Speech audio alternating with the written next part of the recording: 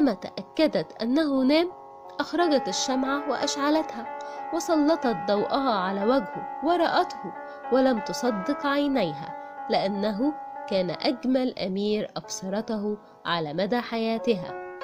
ولم تنتبه لقذرات الشمع الثلاثة التي سقطت على ثيابه، فاستيقظ متنبها وقال لها: ماذا فعلت الآن؟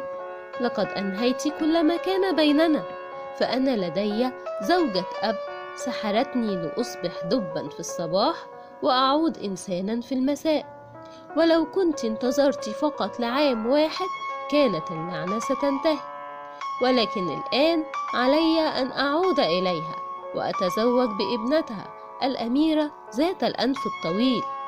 هما تعيشان في القلعة التي تقع شرق الشمس وغرب القمر.